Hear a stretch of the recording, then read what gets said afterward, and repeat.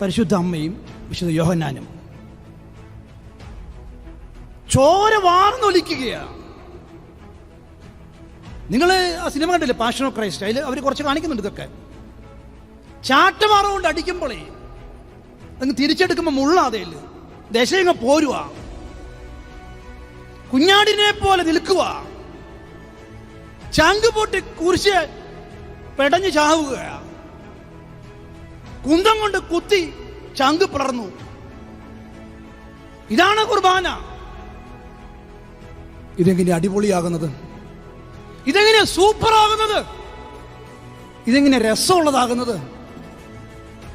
നമ്മളതിനെ സൂപ്പറാക്കി, നല്ല രസമുള്ളതാക്കി, അടിപൊളി കുർബാന. ആ കുർബാനയിൽ പങ്കെടുത്ത യോഹന്നാനും പരിശുദ്ധ അമ്മയും അവർ രണ്ടുപേരുമാണല്ലോ അതിൽ, അല്ലേ, ലൈവായിട്ട് അതിൽ പങ്കെടുത്ത കുർബാനയിൽ. നമ്മൾ ഓർമ്മയാണല്ലോ അവർക്കുണ്ടാകുന്ന അനുഭവം എന്നതാ പറയാം. അവർക്ക് പഴയതുപോലെ ജീവിക്കാൻ പറ്റില്ല, അവർക്ക് ക്ഷമിക്കാതിരിക്കാൻ പറ്റില്ല, സഹനങ്ങളിൽ പതറില്ല. എന്റെ ദൈവം ചങ്ക പൊട്ടി ചാവുന്നത് കണ്ടതാ, കുരിശെ കിടന്ന് ക്ഷമിക്കുന്നത് കണ്ടതാ, അവന്റെ ഭാഷ മാറിയത് കണ്ടോ? യോഹന്നാൻ സമറിയാലും യൂദയായാലും തീയിറക്കി നശിപ്പിക്കട്ടെ എന്ന് പറഞ്ഞ യോഹന്നാന്റെ ഭാഷ മാറി. സ്നേഹം, നിങ്ങൾ ലേഖനം വായിക്ക്, സ്നേഹത്തെ പറ്റി മാത്രമേ സംസാരിക്കുന്നുള്ളൂ. നമുക്കത് അടിപൊളിയാ, നമുക്ക് രസമുള്ള കുർബാന മതി, ഓളമുള്ള കുർബാന മതി. എന്താ കുർബാന? എന്താ അതിൽ സംഭവിച്ചത്? 2 സെന്റ് ഭൂമി കൊടുക്കുമ്പം ഒരു വഴി വെട്ടും. ആ വഴി എന്റെ സ്വർഗത്തിലേക്കുള്ള വഴിയാണെന്ന്, ഇത് സ്വർഗത്തിലേക്ക് ഞാൻ വഴിവെട്ടുവാണെന്ന് ആ മനുഷ്യന് ആര് പറഞ്ഞു കൊടുക്കും? ഭക്തനാകട്ടോ, പള്ളിയിൽ പോകുന്നവനാകട്ടോ, വിശ്വാസിയാണ്. 2 സെന്റ് ഭൂമി നീ ആ പാവപ്പെട്ട മനുഷ്യന് വേണ്ടി കൊടുക്കുമ്പം നീ സ്വർഗത്തിലേക്കുള്ള വഴിയാ വെട്ടുന്നത്. ഇതാര് പറഞ്ഞു കൊടുക്കും ആ മനുഷ്യന്? അത് കിട്ടണമെങ്കിൽ ആത്മീയത വേണം. അതെന്റെ അയൽക്കാരനാണ്. നിന്റെ അയൽക്കാരൻ എവിടെ? നീ എന്നാണ് നല്ല ഒരു അയൽക്കാരനായിട്ട് മാറുന്നത്? അതാണ് സുവിശേഷം, അതാണ് കരുണ, അതാണ് ആത്മീയത, അതാണ് സൽപ്രവൃത്തി. അങ്ങനെയാണ് ദൈവം മഹത്വപ്പെടേണ്ടത്. ഞാനിങ്ങനെ പ്രാർത്ഥിച്ച് പാപമൊന്നും ചെയ്യാതെ, ആരോട് സംസാരിക്കാതെ, ഒരു ദ്രോഹവും ചെയ്യാതെ പോകില്ല. അങ്ങനെ ഒരു എൻട്രി അങ്ങോട്ടില്ലെന്നേ. അത് നമ്മുടെ മിഥ്യാധാരണയാണെന്നേ. മൂഢ സ്വർഗത്തിൽ നമ്മൾ ജീവിക്കുന്നത്. ഇനി കരുണ കാണിച്ചോ? വായിക്കണം മത്തായി 25 വായിക്കണം എടുത്തിട്ട്. ഒരു 5 ചോദ്യങ്ങളുണ്ട്. അതിന് ഉത്തരം പറയാതെ ഈ പരീക്ഷയിൽ പാസ്സാകില്ല.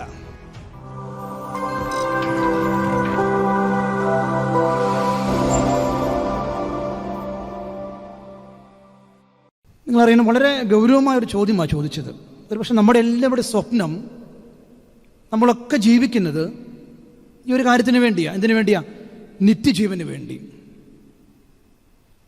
അദ്ദേഹം ചോദിച്ചത് വളരെ ഗൗരവമുള്ളൊരു ചോദ്യമാണ്. നിത്യജീവൻ അവകാശമാക്കാൻ ഞാൻ എന്ത് ചെയ്യണം?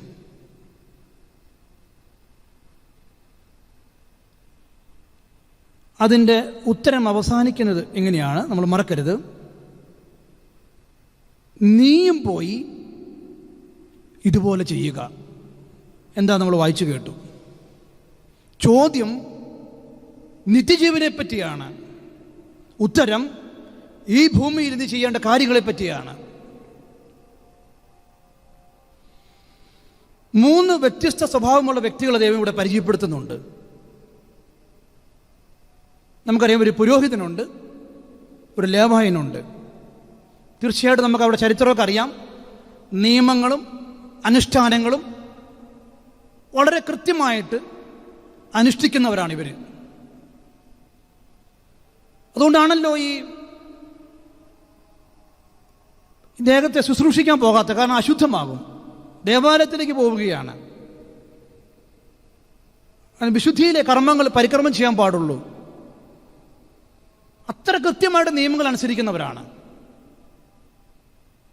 എന്നാൽ അതിലൊരു മനുഷ്യൻ, സമറിയാക്കാരൻ, അതിൻ്റെ ചരിത്രമൊക്കെ നമുക്കറിയാം.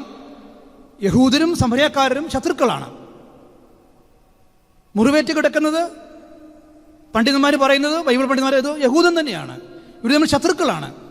എന്നിട്ടും ഈ സമറിയാക്കാരൻ, അതായത് യഹൂദരിൽ നിന്നും ശത്രുക്കളെ പോലെ കാണുന്നവരാണ്. നമുക്കറിയാം ചരിത്രമൊക്കെ അസ്രിയയിൽ പോയി അവരുമായിട്ട് അവൈധ ബന്ധങ്ങളിലേക്ക് പോയി ശുദ്ധി നഷ്ടപ്പെടുത്തിയവരാണ്. അതുകൊണ്ട് ഇവർ ശത്രുക്കളാണ്. ആ സമറിയാക്കാരൻ കരുണ കാണിക്കുകയാണ്. അവൻ നല്ല അയൽക്കാരനായിട്ട് മാറുകയാണ്. രണ്ട് വ്യത്യസ്ത സ്വഭാവമുള്ളവരെ നമ്മളിവിടെ കാണുന്നത്.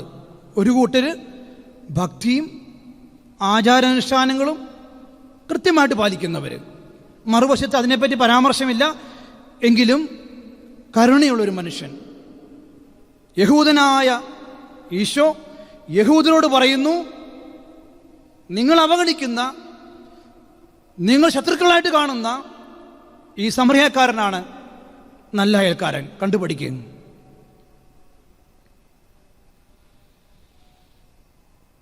ഭക്തി, ആചാരാനുഷ്ഠാനങ്ങൾ, ആത്മീയത, ഇത് തമ്മിൽ പൂരകങ്ങളാണ്, ബന്ധമുണ്ട്. എന്നാൽ ഒരു ബന്ധമില്ലാതെ ജീവിക്കാൻ പറ്റും. നല്ല ഭക്തിയുള്ളവർ, ആചാരങ്ങളെല്ലാം കൃത്യമായിട്ട് അനുഷ്ഠിക്കുന്നവർക്ക് അവരാത്മീയരാകണമെന്ന് നിർബന്ധമില്ല. എന്നാൽ ആത്മീയ മനുഷ്യർക്ക് തീർച്ചയായിട്ടും കർമ്മങ്ങളും ആചാരങ്ങളൊക്കെ ഉണ്ടാവും. ഞാൻ രണ്ട് ഉദാഹരണങ്ങൾ പറയാം. നമുക്ക് എങ്ങനെയാണ് ഭക്തിയുള്ളവരും അനുഷ്ഠാനങ്ങൾ സൂക്ഷിക്കുന്നവരൊക്കെ ആയിട്ട് ആത്മീയത ഇല്ലാതെ ജീവിക്കാൻ പറ്റും. ഇത് വലിയ അപകടം പിടിച്ചൊരു കാര്യമാണ്. ആത്യന്തികമായിട്ട് നമ്മൾ ആത്മീയരാണോ എന്നുള്ള ചിന്തിക്കേണ്ടത്. അതാണ് നമ്മുടെ ലക്ഷ്യം. ആത്മീയ മനുഷ്യരാണ് നമ്മൾ. എന്നെ കേൾക്കുന്ന ഒരു കുടുംബത്തിൽ ഭാര്യയും ഭർത്താവും, അവർ 2 ആഴ്ചയായി സംസാരിച്ചിട്ട്, കുടുംബമല്ലേ, കലഹമൊക്കെ ഉണ്ട്, അതിനടുത്തും ഉണ്ടാവും കലഹങ്ങളും പ്രശ്നങ്ങളൊക്കെ ഉണ്ട്. 2 ആഴ്ചയായി അവർ സംസാരിക്കില്ല. പക്ഷെ അവർ ദിവസവും പള്ളിയിൽ പോകുന്നവരാണ്. അവർ കുർബാന സ്വീകരിക്കും, കുടുംബ പ്രാർത്ഥനയും ചൊല്ലും. അവർ ഭക്തരാണ്, അനുഷ്ഠാനങ്ങൾ നിർവഹിക്കുന്നവരാണ്. പക്ഷെ ആത്മീയരല്ല, ആത്മീയതയില്ല, ഭക്തിയുള്ളവരാണ്. വ്യത്യാസം മനസ്സിലായോ? ഇത് നമുക്ക് സാധിക്കും ഇങ്ങനെ ജീവിക്കാനായിട്ട്.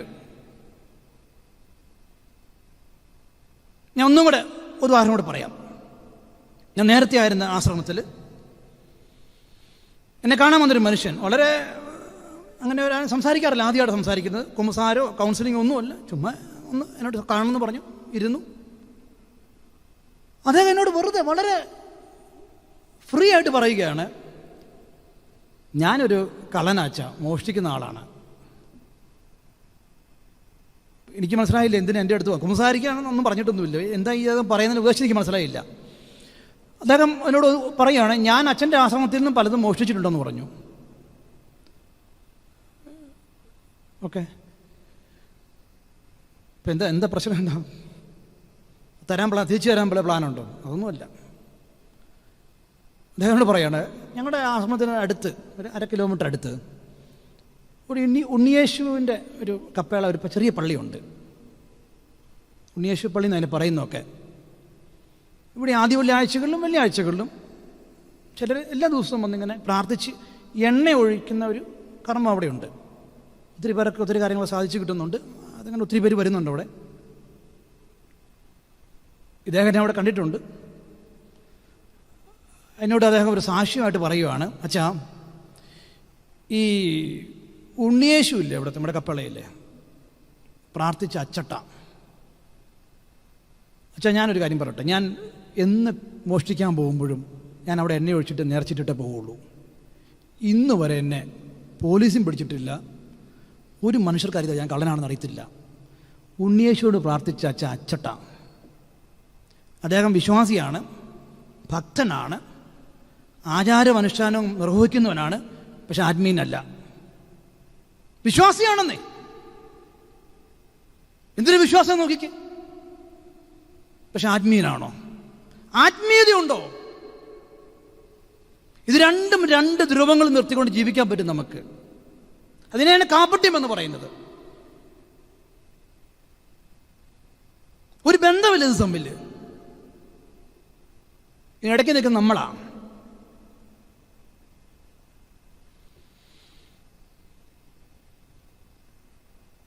നമ്മൾ കുരിശ് വരയ്ക്കുന്നവരാ അല്ലേ?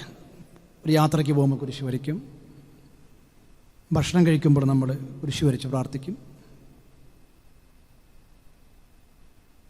നമ്മൾ കഴുത്തേൽ കുരിശ്, ഇപ്പം നമ്മുടെ കഴുത്തിലൊക്കെ കൊന്ത അല്ലെങ്കിൽ കുരിശുണ്ട്, ഇതൊരു സംരക്ഷണമാണ്. നമ്മൾ കുരിശ് രൂപത്തിലും കുരിശയിലും തൊട്ട് മുത്തുന്നവരാണ്. നമ്മൾ ഏതൊക്കെ വെള്ളിയാഴ്ചയെങ്കിലും ചെറിയ കുരിശ് ഇങ്ങനെ കൈ പിടിക്കാറുണ്ട്, ചെറുത്, നമുക്ക് ചെറുത്. ഈ കുരിശ് ധരിക്കണം എന്ന് എവിടെയെങ്കിലും പറഞ്ഞിട്ടുണ്ട് ബൈബിളിൽ? ഈ കുരിശയിൽ തൊട്ടുമുത്താനായിട്ട് ബൈബിളിൽ പറഞ്ഞിട്ടുണ്ടോ?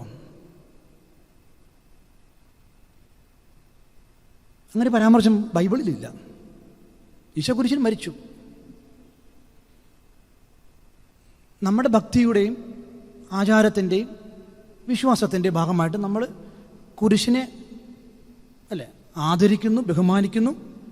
അപ്പോൾ ഞാനടക്കമുള്ള ഒരു കുരിശിൻ്റെ ഒരു വെഞ്ചരിച്ച കുരിശ് അല്ലെങ്കിൽ കൊന്ത എൻ്റെ കഴുത്തിലുണ്ട്. അത് സംരക്ഷണമാണ്. പക്ഷേ വിശുദ്ധ ഗ്രന്ഥം പറയുന്നു, കുരിശ് തൊട്ടുമുത്താനും ധരിക്കാനുമുള്ളതാണ് ബൈബിൾ പറയുന്നില്ല.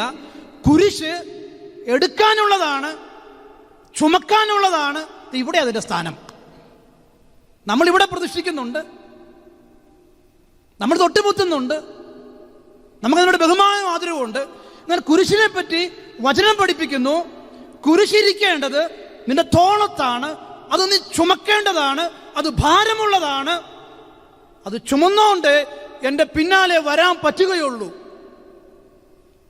ഭക്തിയുള്ളവർക്ക് കുരിശിനെ ആരാധിക്കാം, കുരിശ് കഴുത്തിലിടാം, കുരിശ് വരയ്ക്കാം.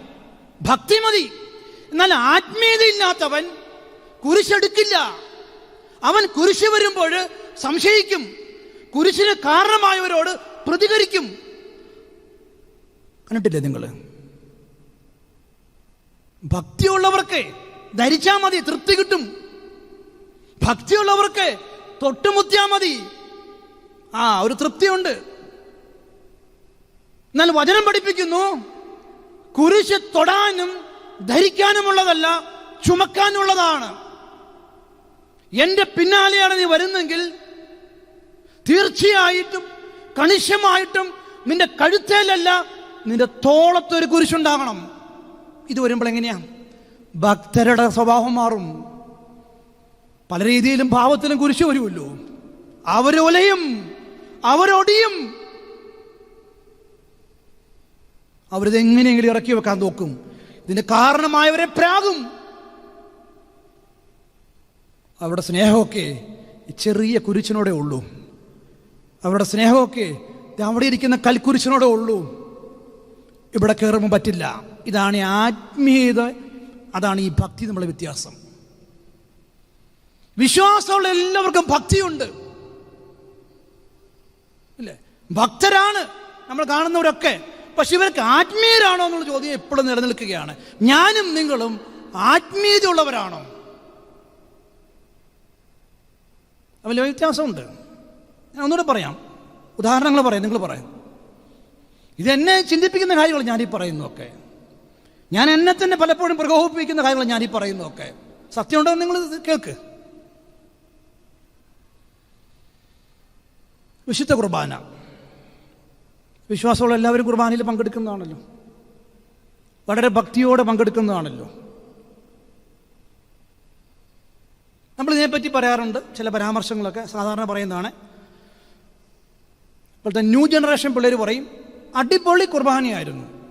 ചിലപ്പോൾ ആ പാട്ടും പിന്നെന്താ ഇതൊക്കെ നമുക്കറിയാം. ഒരു അടിപൊളിയാകുന്ന എപ്പോഴാണ് നമുക്കറിയാമല്ലോ. അടിപൊളി കുർബാനയായിരുന്നു കേട്ടോ എന്ന് പറയും. ന്യൂ ജനറേഷൻ്റെ ഭാഷയാണ്. വേറെ ചിലർ പറയും സൂപ്പർ. വേറെ ചിലർ പറയും നല്ല ഭക്തിയുള്ള കുർബാനയായിരുന്നു, നല്ല പാട്ടായിരുന്നു, നല്ല പ്രസംഗമായിരുന്നു, നല്ല പ്രാർത്ഥനകളായിരുന്നു.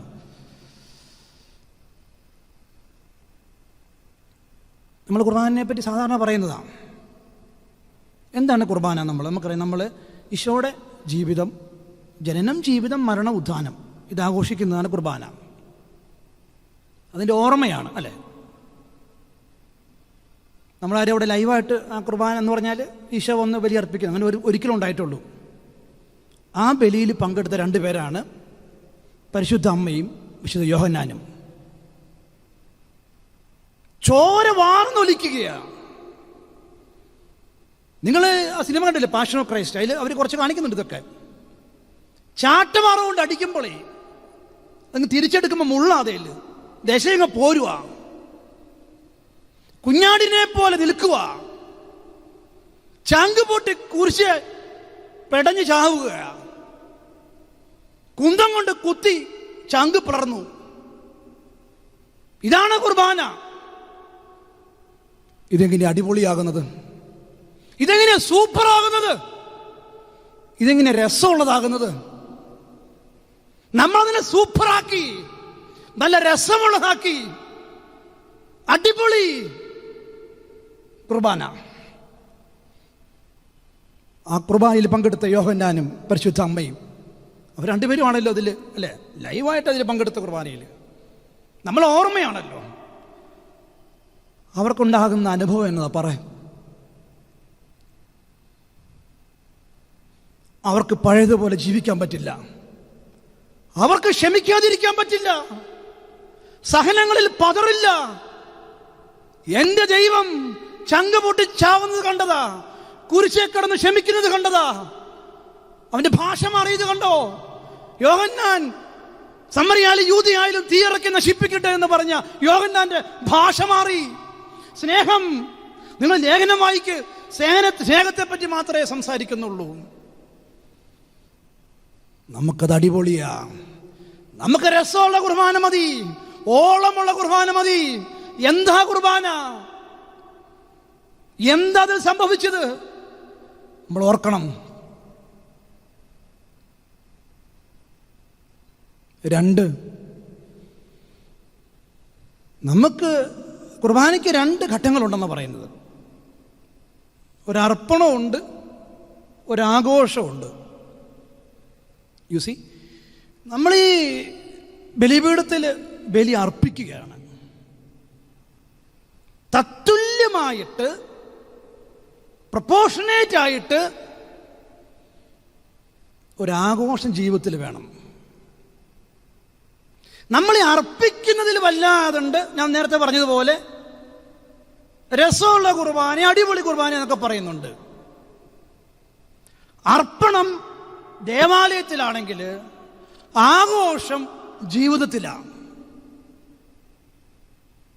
എനിക്കും നിങ്ങൾക്കും ജീവിതത്തിൽ ഒരു ബലിപീഠമുണ്ട്. ഇവിടെ നിങ്ങൾ എങ്ങനെയാ ബലി അർപ്പിക്കുന്നത്? അവിടെ അർപ്പിക്കണം ഒരു ബലി ഞാനും നിങ്ങളും. എന്നാൽ ഈ ആദ്യത്തെ ഘട്ടം ഉണ്ടല്ലോ, അർപ്പണം, അവിടെ തീരും. ആഘോഷമില്ല ജീവിതത്തിൽ.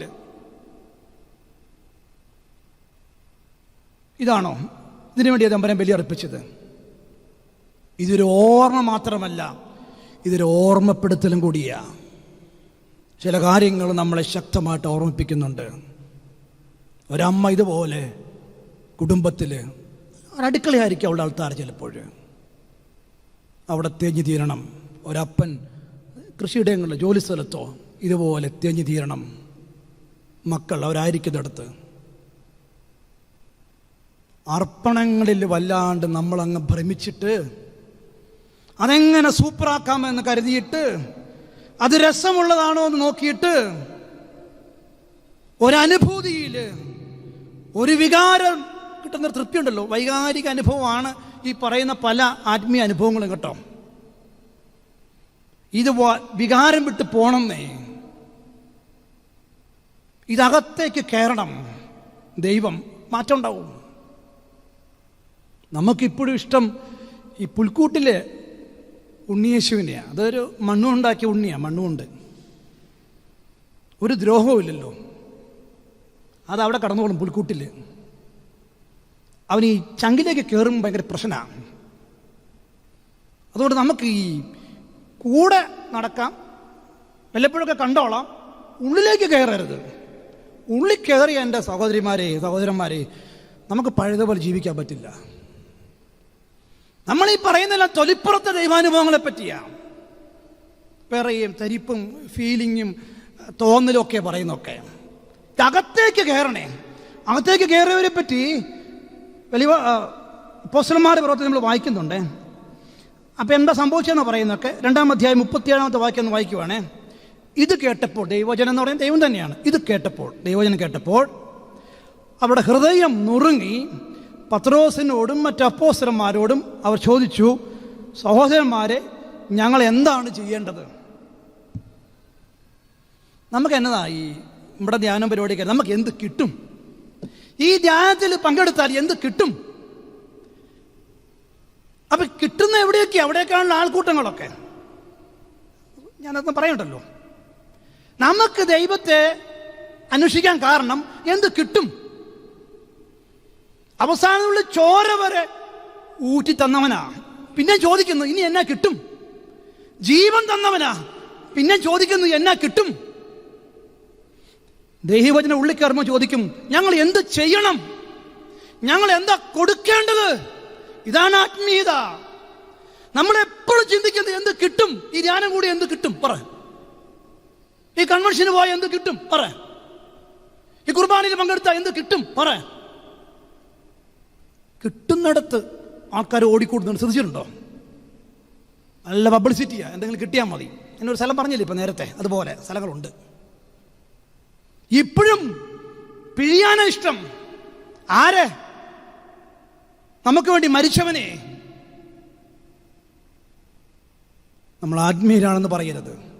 ആത്മീയർ ചിന്തിക്കുന്നത് ഇനി എന്ത് കൊടുക്കാം? 3 കൊല്ലം കൂടെ നടക്കുമായിരുന്നു ശിഷ്യന്മാര്, അകത്ത് കയറിയില്ല. ഒരു പെന്തക്കോസ്ത കഴിഞ്ഞപ്പോഴേ ചങ്കിലേക്ക് കയറി. പിന്നെ മരിക്കണം അവന് വേണ്ടി. അത് മാത്രമേ ഉള്ളൂ ചിന്ത. അകത്തവൻ കയറിയിട്ടുണ്ടോ? അത് ആത്മീയത. നമുക്ക് ഈ ഭക്തി മതിയോ? നമുക്ക് ഈ തൊലിപ്പുറത്തെ വിശ്വാസം മതിയോ? നമുക്ക് ഇനിയും അവനെ പിഴിയണോ? ഇല്ല, അവനെ എന്താ തരുക? പറ. ഒരാൾ വേറൊരാളെ സ്നേഹിക്കുമ്പം ജീവൻ അതല്ലേ, അതിൽ നിങ്ങൾ എന്താ ചോദിക്കുക? അവന്റെ മേലങ്കി മതിയോ? പറ. അസീസിയിലെ ഫ്രാൻസിസ് ഇങ്ങനെ കാണുമായിരുന്നു ദേവാലയത്തെയൊക്കെ, ദൈവത്തെയൊക്കെ. ചങ്കി കയറി. വചനം കേട്ടപ്പോൾ ഉള്ളിലേക്ക് കയറി ഒരെണ്ണം. പിന്നെ സംഭവിച്ചൊക്കെ ചരിത്ര. കടയിൽ നിന്ന് തുണി കച്ചവടമായിരുന്നു, വലിയ വ്യവസായമൊക്കെ ഉണ്ടായിരുന്ന. എല്ലാം എടുത്ത് പാവങ്ങൾക്ക് കൊടുത്തു. ചോദിച്ചവരോട് പറഞ്ഞു, ഈ ഭൂമിയിലുള്ള എൻ്റെ സ്വത്തെല്ലാം ഞാനിങ്ങനെ വാരിക്കൊടുത്ത് സ്വർഗം വാങ്ങിക്കുക. അകത്ത് അവൻ കയറുമ്പോഴേ ഇതൊക്കെ ചപ്പ്.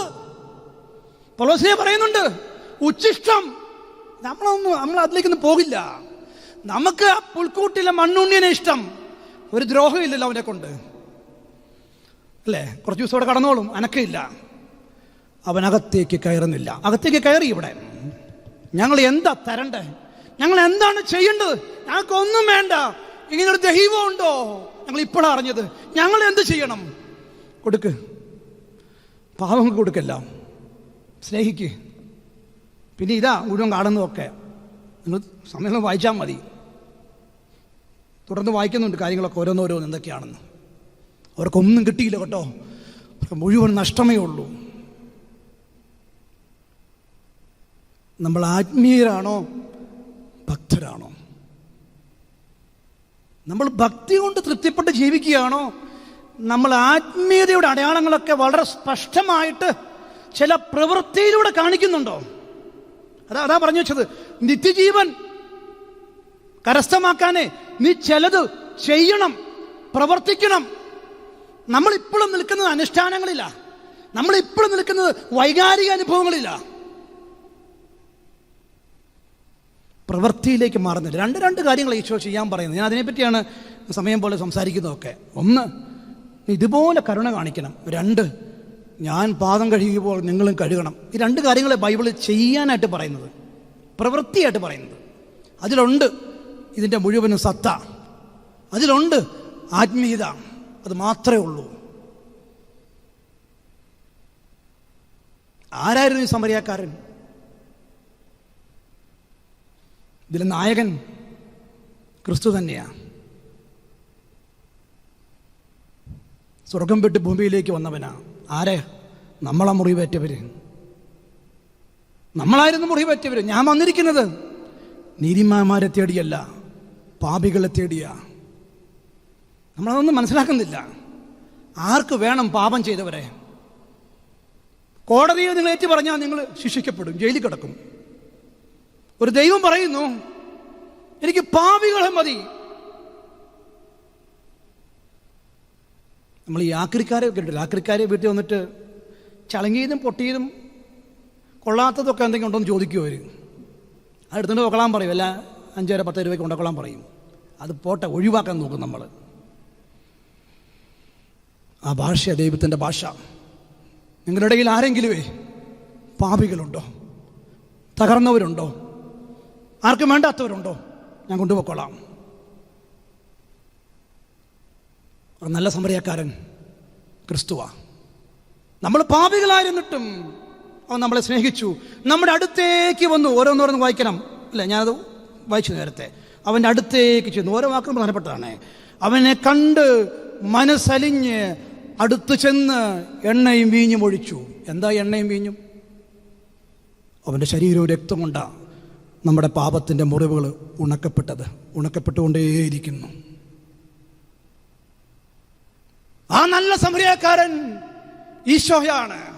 അവൻ്റെ രക്തമാണ് നമ്മളെ സൗഖ്യപ്പെടുത്തിയത്. അവൻ്റെ മരണമാണ് നമ്മളെ രക്ഷിച്ചത്. എന്നിട്ട് അവൻ പോകാറായപ്പോൾ 2 ദിനാറ ഒരു സത്രത്തിലേൽപ്പിച്ചു. ഈ സത്രത്തിന് പറയുന്ന പേരാ സഭ. ദിനാറയാണ് കൂദാശകൾ. ഇത് സ്വീകരിച്ചു. ഞാൻ ഇനിയും വരും. അവൻ്റെ 2ാം വരവാ.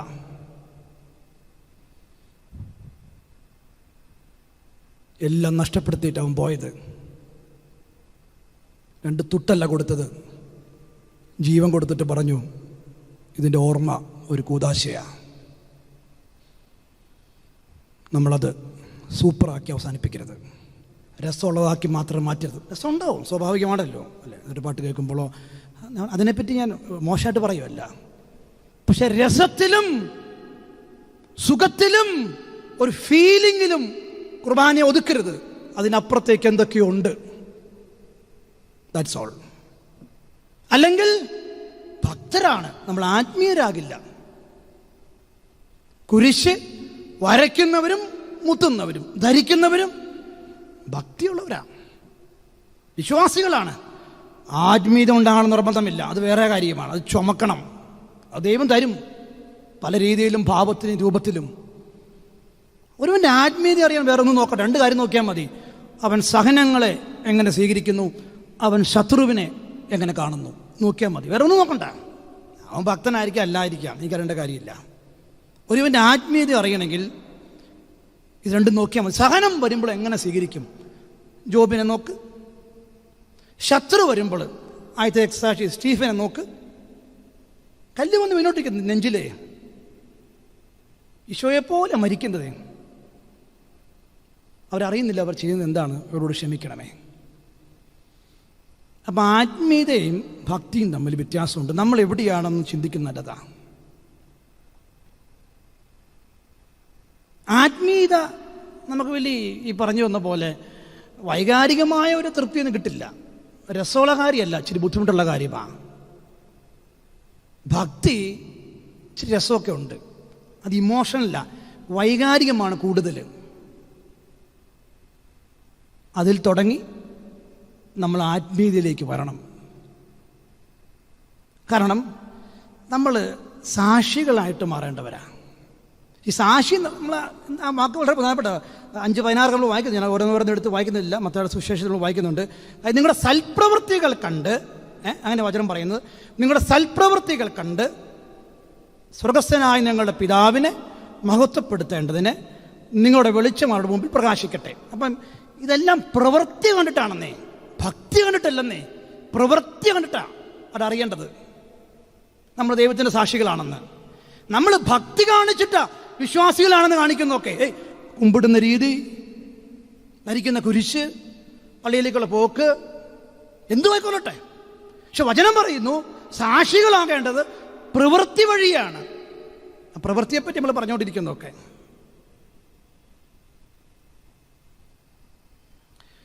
ദാമോദരനും ചാക്കോച്ചനും അയൽവാസികളാണ്. രണ്ടുപേരും കൃഷിക്കാരാണ്. 3-4 ഏക്കർ ഭൂമി അവർ കൃഷി കണ്ടം പാടം നമ്മൾ പറയില്ലേ ഉണ്ട്. രണ്ടുപേരും ഒരുമിച്ചാണ് കൃഷി ചെയ്യുന്നതൊക്കെ.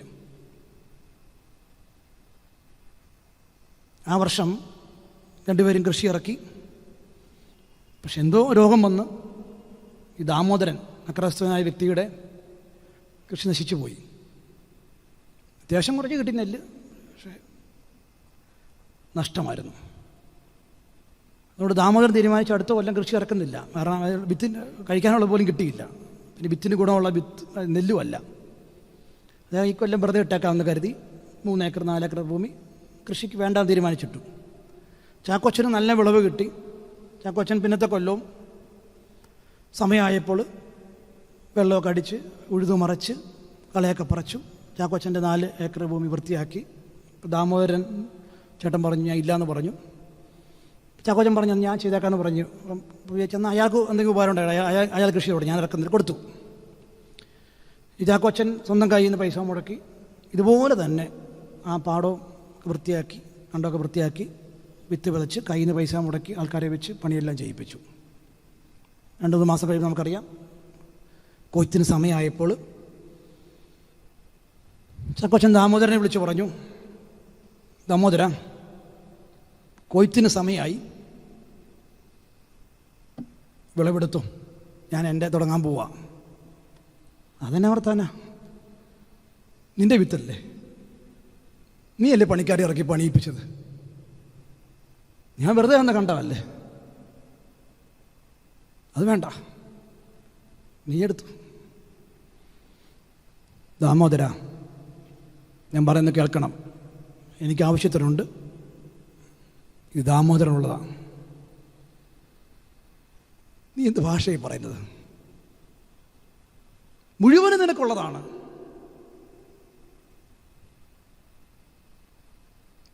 നിനക്കെങ്ങനെ ഇങ്ങനെയൊക്കെ സാധിക്കുന്നത്? എനിക്കൊരു ദൈവമുണ്ട്, ഒരു പുസ്തകമുണ്ട് ഞാൻ വിശ്വസിക്കുന്ന. അതിൽ പറഞ്ഞിരിക്കുന്നത് എങ്ങനെയാണ്? ഉള്ളവൻ ഇല്ലാത്തവന് കൊടുക്കണം, അതെൻ്റെ ദൈവം. അത് ഞാൻ ഇവിടെ പ്രാവർത്തികമാക്കിയത് മാത്രമേ ഉള്ളൂ. അതിൻ്റെ ഡ്യൂട്ടിയാണ്. ഞാൻ വിശ്വാസിയാണ്. ഇത് വായിക്കുന്ന ആളാണ് പുസ്തകം. ഇത് പ്രാവർത്തികമാക്കി. ഇന്ന് ദാമോദരൻ, നാളെ വേറെ ആരെങ്കിലും അയക്കാം. പ്ലീസ് കൊയ്തെടുക്ക്. മനസ്സില്ല മനസ്സോടെ ദാമോദരൻ നെല്ല് മുഴുവൻ കൊയ്തെടുത്തു. 1.5 മാസം കഴിഞ്ഞപ്പോൾ ചാക്കോച്ചൻ പോകുന്ന പള്ളി അയാളുടെ ഉദർത്തി തന്നെയാണ് ദാമോദരൻ്റെ വീട്. വികാരിച്ചനെ പോയി കണ്ടിട്ട് ദാമോദരൻ പറഞ്ഞു, എനിക്ക് ക്രിസ്ത്യാനിയാകണം. അതിന് ക്രിസ്തുവിനെ പറ്റി എന്തറിയാം? വേദപാഠം പഠിച്ചിട്ടുണ്ടോ? എന്താ അങ്ങനെ കാരണം? എന്താ ഈ വേദപാഠം പഠിച്ചിട്ടില്ല, ക്രിസ്തുവിനെ പറ്റി അറിയത്തില്ല, ബൈബിൾ വായിക്കാറില്ല, പള്ളിയിൽ പോയിട്ടില്ല. പിന്നെ എനിക്ക് ഒരു കാര്യം മാത്രം അറിയാം, ചാക്കോച്ചൻ്റെ ദൈവം, ആ ദൈവത്തിൽ എനിക്ക് വിശ്വസിക്കണം. അങ്ങനെ ദൈവത്തെപ്പറ്റി ഞാൻ ഇപ്പോഴാണ് അറിഞ്ഞത്. ചാക്കോച്ചനൊരു ദൈവമുണ്ടോ? അത് ഈ പള്ളിയിൽ ഈശോയാണെന്നാണ് പറഞ്ഞത്. എനിക്ക് വിശ്വാസിയാകണം. ഇതാണ് സാക്ഷ്യം. സക്രാരിയിലൊരു ദൈവമുണ്ട് കേട്ടോ, പുൽക്കൂട്ടിലൊരു ദൈവമുണ്ട്. എന്നെ കേൾക്കുന്നവർക്ക് ഒരു ദൈവം ഉണ്ടാകണം. എനിക്കൊരു ദൈവം ഉണ്ടാകണം. എൻ്റെ പെരുമാറ്റത്തിലൊരു ദൈവം ഉണ്ടാകണം. എൻ്റെ പങ്കുവെക്കലൊരു ദൈവം ഉണ്ടാകണം. അല്ലെങ്കിൽ നമ്മൾ ഭക്തരാണെന്നേ, നമ്മൾ ആത്മീയരാകുന്നില്ല. ഭക്തിയിൽ ജീവിക്കുന്നതല്ലല്ലോ ആത്മീയ എന്ന് പറയുന്നതൊക്കെ. ഞാനത് ഓരോന്നോരോന്നോട്ട് പറഞ്ഞുകൊണ്ടിരിക്കുകയാണല്ലോ. ആർക്കാ ഭക്തിയില്ലാത്ത? പറ നിങ്ങൾ. വിശ്വാസികൾക്ക് എല്ലാവർക്കും ഭക്തി ഉണ്ടല്ലോ. അവരെല്ലാ ആചാരങ്ങളും അനുഷ്ഠാനം കൃത്യമായിട്ട് ചെയ്യുന്നവരുമാണല്ലോ ഒരു ഭൂരിഭാഗം പേരും വിശ്വാസികൾ. പക്ഷെ എത്ര പേർക്ക് ആത്മീയതയുണ്ട്? 5 ഏക്കർ ഭൂമിയുള്ള മനുഷ്യനാണ്.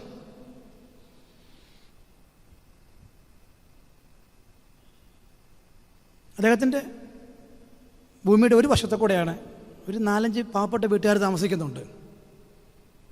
അവിടെ ഒരു വീട് പണിയായിട്ട് ബന്ധപ്പെട്ട് ഞാൻ ആ കാര്യത്തിൽ ഇടപെടേണ്ടി വന്നു.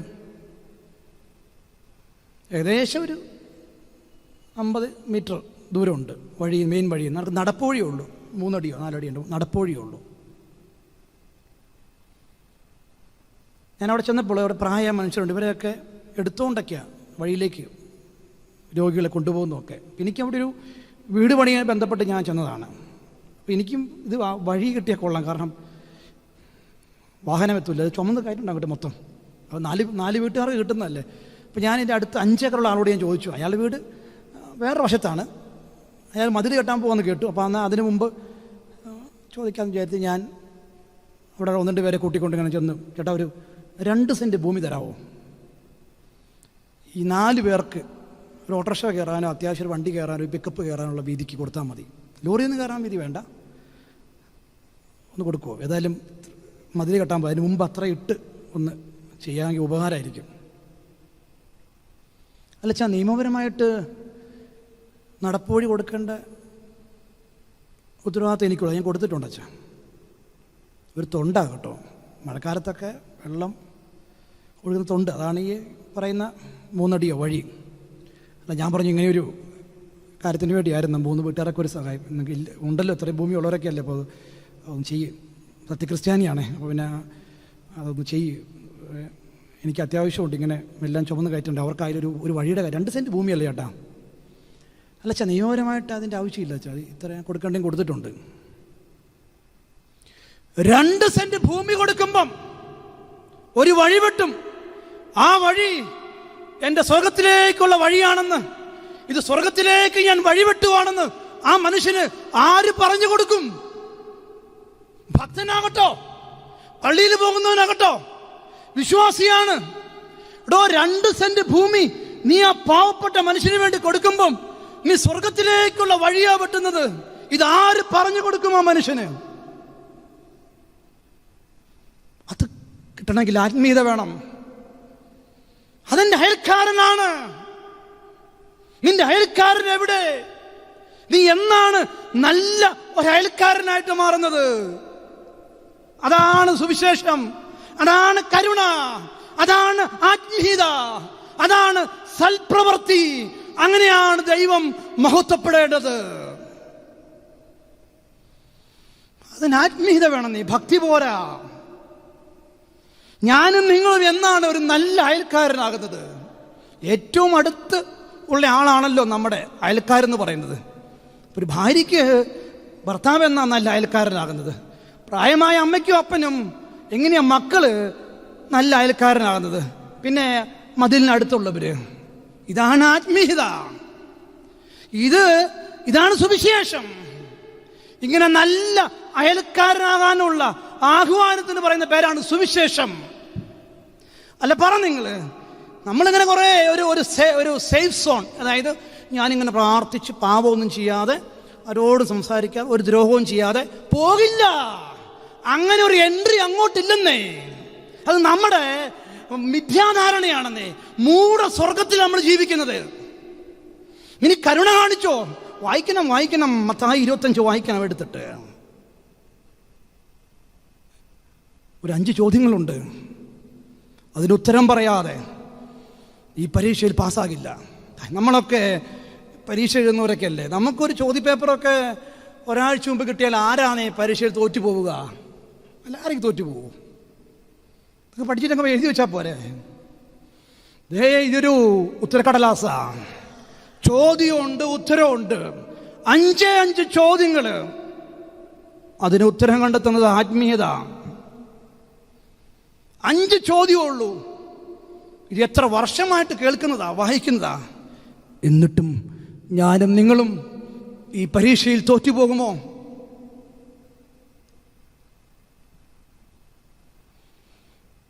15:8 മത്തായിയുടെ സുവിശേഷം. നിങ്ങൾ അധരം കൊണ്ട് എന്നെ ബഹുമാനിക്കുന്നു, നിങ്ങളുടെ ഹൃദയം ദൂരെയാണ്. അധര വ്യായാമമല്ല പ്രാർത്ഥന, അതുമാത്രമല്ല ആത്മീയത, പ്രവൃത്തി. പ്രാർത്ഥിച്ച് മാത്രമല്ല, പ്രവർത്തിച്ച നമ്മളെത്തേണ്ട ഇടമാ സ്വർഗം. വളരെ കൃത്യമായിട്ട് പറഞ്ഞിട്ടുണ്ട്. വിശക്കുന്നവനായിരുന്നു, അപ്പം നൽകിയോ? ദാഹിച്ചു, കുടിക്കാൻ കൊടുത്തോ? നഗ്നനായിരുന്നു, വസ്ത്രം കൊടുത്തോ? കാരാഗൃഹത്തിലായിരുന്നു, സന്ദർശിച്ചോ? രോഗിയായിരുന്നു, പരിചരിച്ചോ? That's all.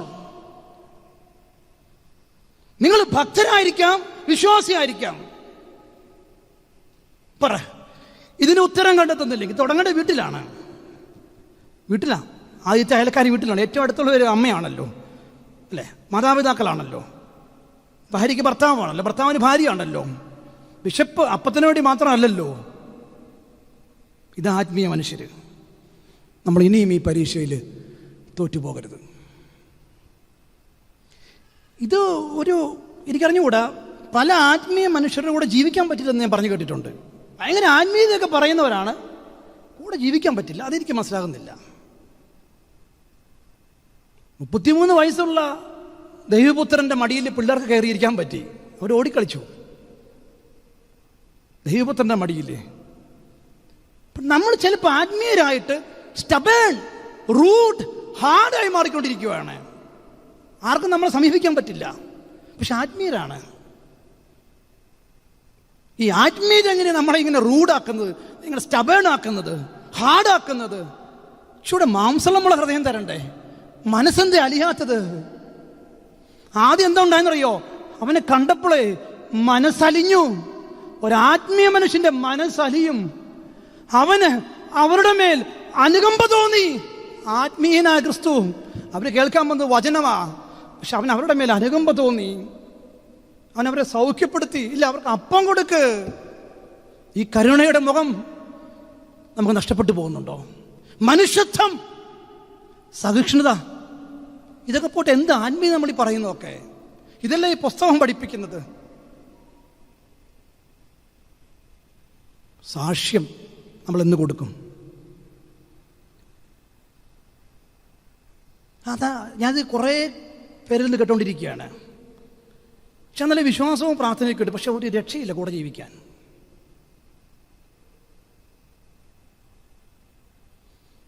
സാപത്തൊക്കെ ഇന്നെല്ലാവരും ഗൗരവമായിട്ട് എടുക്കുന്നുണ്ട്, നല്ല കാര്യം. അതിനെപ്പറ്റി ഒന്നും എനിക്കിപ്പം ഞാൻ സംസാരിക്കുന്നില്ല, അത് വേറെ വിഷയമാണ്, പോട്ടെ. നമ്മൾ സാപത്തെടുക്കണം, അതിൻ്റേതായ ഗുണങ്ങളും നന്മകളൊക്കെ ഉണ്ട്. അതെന്താണെന്നൊക്കെ നിങ്ങൾക്ക് അറിയാമെന്ന് വിചാരിക്കുന്നു. ഓക്കെ, സാപത്ത് വളരെ സ്ട്രിക്റ്റായിട്ട് നോക്കുന്ന ഒരപ്പനും മക്കളും ഒരു കുടുംബവും എനിക്കറിയാം. ആ കുടുംബിനിയുടെ ഭാര്യയുടെ ഒരു പരാതിയും കൂടെ നമ്മൾ കേൾക്കണം. എനിക്കതാ പ്രശ്നം. ശനിയാഴ്ച വൈകുന്നേരം 6 മണിക്ക് തൊട്ട് നാളെ ഞായറാഴ്ച വൈകുന്നേരം വരെയാണല്ലോ സാപത്ത്. സാപത്ത് തുടങ്ങിയ ഈ പറയുന്ന കാരണവരുണ്ടല്ലോ, വീട്ടിലപ്പൻ, പിന്നെ അനങ്ങില്ല, മക്കളെ അനക്കില്ല. അനങ്ങുന്ന ഒരാളെ വീട്ടിലുള്ളൂ, അമ്മ. അമ്മയ്ക്ക് അനങ്ങാതിരിക്കാൻ പറ്റില്ല. 5 മണിക്ക് എണീക്കണം, 8 മണിക്ക് ബ്രേക്ക്ഫാസ്റ്റ്, പ്രഭാത ഭക്ഷണം കൊടുക്കണം. 3 പേർക്ക് സാപത്താണേ. ഭക്ഷണത്തോട് സാപത്തില്ല കേട്ടോ. ഭാര്യ അടുക്കളയിൽ കിടന്ന് തലകുത്തി മറയുക. 8 മണിക്ക് കൊടുത്തില്ലെങ്കിലേ സ്വഭാവം കാണും. പക്ഷെ ഇങ്ങനെ ഇരിക്കുകയുള്ളൂ കേട്ടോ, പേപ്പറൊക്കെ വായിച്ചുകൊണ്ട്, വേറെ ചെയ്യില്ല. ആ കറിക്ക് ഇച്ചിരി ഉപ്പ് കുറഞ്ഞാണ്ടല്ലോ കാര്യം മാറും. 8 മണിക്ക് ബ്രേക്ക്ഫാസ്റ്റ് കിട്ടണം കേട്ടോ ഞായറാഴ്ച. പിന്നെ 12 ഭാര്യ പിന്നെ 3 മണിക്കൂർ തലയിൽ കുത്തി മറയണേ. പിന്നെ 4 മണിക്ക് കാപ്പിയും കടിയും ഉണ്ടാക്കണം. സാപത്താ ഞങ്ങൾക്ക്, അപ്പനും മക്കൾക്ക് പോയി. രസമുള്ള പരിപാടിയാണ്. കേട്ടപ്പോൾ എനിക്കും താല്പര്യം തോന്നി. ഇങ്ങനെയൊക്കെ ആണെങ്കിൽ നല്ലതാണല്ലോ ഒന്ന് ഈ പരിപാടിയെ. പിന്നെ അത്താഴം ഉണ്ടല്ലോ, അതിനൊന്നും സാപത്തില്ലല്ലോ, ഭക്ഷണം കഴിക്കാമല്ലോ. ഈ അടുക്കളയിൽ കിടന്നേ ഒരു സ്ത്രീ തലയും കുത്തി മറയുക. ഐ, ഒരു തേങ്ങ ഒന്ന് ചരണ്ടി കൊടുക്കുകയോ, ഒന്ന് പച്ചക്കറി അരിഞ്ഞു കൊടുക്കുകയോ. ഇതാ പറഞ്ഞ് നമ്മൾ ആത്മീയമൊന്നും അല്ലെന്നേ, ചുമ്മാ കുറെ അർത്ഥമില്ലാത്ത, ചിലപ്പോൾ കരുണയില്ലാത്ത, സ്നേഹമില്ലാത്ത കുറെ ആചാരങ്ങൾ മാത്രം പിടിച്ചുകൊണ്ടിരിക്കുക. നിങ്ങൾ പറയാം, സ്ത്രീ അവിടെ കിടന്ന് തലയും കുത്തി മറയുന്നത് കണ്ട് നിങ്ങൾ സാപത്ത് പിടിച്ചു നിൽക്കുവാണോ? അപ്പൊ ആ സ്ത്രീക്ക് എന്താ സാപത്തില്ലേ? അത് ക്രിസ്ത്യാനി അല്ലേ? അല്ലെങ്കിൽ നിങ്ങൾ ഭക്ഷണം കഴിക്കരുത്, ആരും കഴിക്കരുത്. ഇങ്ങനെയുള്ള ചില ഭക്തരുണ്ട്. മടുത്തു അവരെ കൊണ്ടെന്നാ ഈ സ്ത്രീ പറയുന്നത്. ഇവരെ കൊണ്ടൊക്കെ മടുത്തു. എന്നോട് ചോദിച്ചു, എന്തിനാ ചോദിച്ചു സാപത്തൊക്കെ എങ്ങനെ? ഒരു സ്ത്രീ സഹായിക്കാൻ പറ്റുന്ന അതിനെ കൊണ്ടുവരികയല്ല, സാപത്തായോണ്ടേ. ഇങ്ങനെയുണ്ട് കുറെ പേര്. അതായത് ഈ ഭക്തി തലയ്ക്ക് കയറി പിടിക്കുകയെ, അതും പ്രശ്നമുണ്ട്. അതിന്റെ ഭ്രാന്ത് നമ്മൾ പല രീതിയിൽ കാണുന്നുണ്ട് കേട്ടോ. അത് അനുഭവിക്കുന്ന കുറേ പേരുണ്ട്. ഞാൻ വീണ്ടും വീണ്ടും ചോദിക്കുക, എന്തിനാ ഒത്തിരി ഭക്തി? നമുക്ക് വേണ്ടത് ആത്മീയതയല്ലേ? അത് ജീവിക്കേണ്ടതല്ലേ? അത് കരുണയുടെ മുഖമല്ലേ? അത് സ്നേഹത്തിന്റെ പ്രകാശമല്ലേ കൊടുക്കേണ്ടത്? കരുണ കാണിക്കാനേ, സ്നേഹത്തിന് വേണ്ടി സാപത്ത് ലംഘിച്ചവന്റെ പുസ്തകമായത് കേട്ടോ. എന്നുവെച്ചാൽ സാപത്ത് വേണ്ടെന്നോ ഒന്നൊന്നല്ല പറഞ്ഞു പറഞ്ഞു, അത് അങ്ങനെ എടുത്തേക്കരുത്. പക്ഷെ ഈ അനുകമ്പ പോയിട്ട് കരുണയില്ലാത്ത നിങ്ങൾ സാപത്തിനെ പറ്റി എന്താ ഉള്ളത്? ഹൃദയങ്ങൾ നോക്കുന്നവനാ ദൈവം. ആ സ്ത്രീയുടെ ഹൃദയവും ദൈവം കാണുന്നുണ്ട്. നമ്മൾ നിയമജ്ഞരെ പോലെ ഫരിസേരെ പോലെ ആകരുത് കേട്ടോ. വെള്ളയടിച്ച് കുഴിമാടെന്ന് അതേപോലെ വിളിച്ചത് കേട്ടോ. അതിൻ്റെ അർത്ഥങ്ങൾ അറിയാമല്ലോ. നമ്മൾ ഒരേ ഒരു കാര്യം ചിന്തിക്കുന്നുള്ളൂ, നമ്മൾ ആത്മീയ മനുഷ്യരാണോ എങ്കിൽ നമ്മൾ കരുണയുള്ളവരായി മാറണം. അത് പ്രവൃത്തിയുടെ തലത്തിലേക്ക് വരണം. ഇത് ഞാൻ പറഞ്ഞതല്ല, പരിശുദ്ധാത്മാവിനെ പറ്റി ഇവിടെ അതിൻ്റെ കാലഘട്ടമാണ്. അഭിഷേകത്തെ പറ്റിയൊക്കെ എപ്പോഴും പറയുന്ന ഒരു കാലഘട്ടമാണ് ഇതൊക്കെ. ഞാനതിനെപ്പറ്റി അടുത്ത സെഷനിൽ സംസാരിക്കാം തുടർച്ചയായിട്ട്. എന്താണ് ഈ പരിശുദ്ധാരൂപി? മനസ്സിലാക്കണം നമ്മൾ. ലൂക്കായുടെ സുവിശേഷം 24-ാം അധ്യായം 49-ാമത്തെ വാക്യം ഇങ്ങനെ വായിക്കുന്നു നമ്മൾ: പരിശുദ്ധാത്മാവിനെ ധരിക്കുന്നിടം വരെ നിങ്ങൾ ഈ നഗരം വിട്ടു പോകരുത്. എനിക്ക് ഏറ്റവും ഇഷ്ടപ്പെട്ടത് ഒരു വാക്കതിൽ, പരിശുദ്ധാത്മാവിനെ ധരിക്കണം. എന്താണ് പാൻറ് ഷർട്ട് പോലെയാണ് ധരിക്കാനായിട്ട്? പരിശുദ്ധാത്മാവിനെ സ്വീകരിക്കണമെന്ന് കേട്ടിട്ടുണ്ട്. പരിശുദ്ധാത്മാവ് നമ്മുടെ ഉള്ളിലേക്ക് പ്രവേശിക്കണമെന്ന് കേട്ടിട്ടുണ്ട്. വചനത്തിന് പറയുന്ന ഭാഷ ഇതാണ്, പരിശുദ്ധാത്മാവിനെ ധരിക്കണം. ധരിക്കുന്നത് വസ്ത്രമാണല്ലോ. ഞാനിന്ന് ഉച്ചയ്ക്ക് എന്താണ് കഴിച്ചതെന്ന് എന്നെ കണ്ടാൽ പറയാൻ പറ്റില്ല, നിങ്ങളെ കണ്ടാൽ എനിക്കും പറയാൻ പറ്റില്ല. പക്ഷേ നിങ്ങൾ ഏത് നിറമുള്ള വസ്ത്രമാണ് ഇട്ടിരിക്കുന്നതെന്ന് ഇവിടെയുള്ള കുറച്ച് പേരെ കാണുമ്പോൾ എനിക്കറിയാം, നിങ്ങൾക്ക് എന്നെ കാണും പറയാം. ഞാൻ പറയുകയാണ്, ഞാൻ ഇട്ടിരിക്കുന്ന വെള്ള വസ്ത്രമാണെന്ന് പറഞ്ഞാൽ നിങ്ങൾ പറയും നോണ പറയാമെന്ന് അച്ഛൻ പറയും. അച്ഛൻ ഇട്ടിരിക്കുന്ന വെള്ളയല്ല, കാപ്പിപ്പൊടിയോ അല്ലെങ്കിൽ കറുപ്പ് കൂടിയാണ്, ഉടുപ്പാണ്.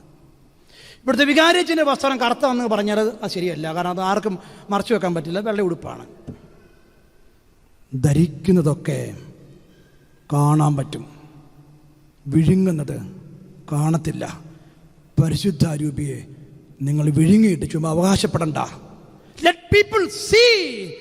നിന്റെ ഉള്ളിൽ ദൈവാത്മാവ് ഉണ്ടെങ്കിൽ അത് കാണണം, കാണപ്പെടണം. നിന്റെ സംസാരത്തിൽ, പ്രവൃത്തിയിൽ, ജീവിതത്തിൽ, പെരുമാറ്റത്തിൽ സ്നേഹമായി, കരുണയായി, ദയയായി, ക്ഷമയായി മനുഷ്യർ കാണട്ടെ. The spirit can be seen. നിങ്ങൾക്ക് ഒരിക്കലും പരിശുദ്ധാരൂപിയെ മൂടി വെക്കാൻ പറ്റില്ല. അങ്ങനെ ആരും അവകാശപ്പെടണ്ട. ഈ വിഴുങ്ങി എന്നുള്ള ഭാഷ നിങ്ങൾ ആത്മാവിനെ പറ്റി പറയരുത്. പരിശുദ്ധാത്മാവിനെ വിഴുങ്ങണ്ട ആരും.